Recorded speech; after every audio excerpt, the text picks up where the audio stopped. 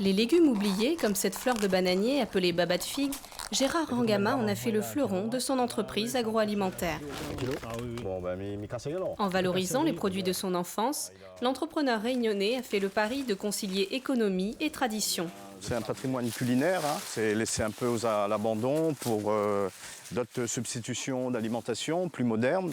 Et comme j'aime bien, je suis nostalgique de la vie longtemps de La Réunion, j'ai envie de remettre cela au goût du jour, de ramener de la mémoire dans les cuisines réunionnaises. Il n'y a pas que dans les produits du terroir que Gérard croit fermement. Il croit aussi en l'homme et en Dieu. Il y a un passage de l'Évangile qui le dit bien, qu'il est important de ne pas mettre sous le boisseau nos capacités, ce que nous savons faire.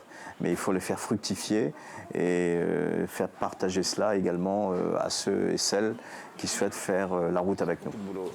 Dans ces chambres froides où commence la transformation du baba de figue en produit d'épicerie fine, Gérard emploie principalement des jeunes en insertion. En échec scolaire à son arrivée il y a 7 ans, Dimitri est une de ses plus anciennes recrues.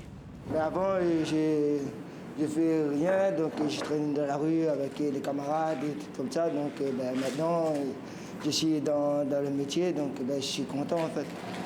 Au début, c'était vraiment un peu d'étiquetage, parce qu'il avait vraiment beaucoup de mal à comprendre. Maintenant, il arrive pratiquement à tout faire. Donc là, tu penses que c'est bien broyé?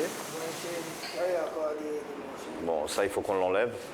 Tu jettes un coup d'œil sur le pH pour voir, etc. Il est 2 à 4, donc ça me pose un peu de problème.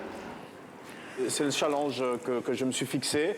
C'est dans ma nature, c'est de travailler sur une ligne utopique, que ce soit avec les jeunes également pareil.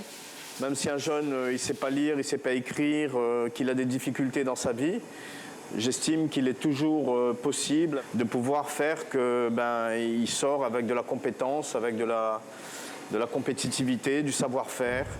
Préservant les qualités, on gagne. Contrairement à un patron classique, son objectif premier avec ses jeunes n'est pas de les rendre performants.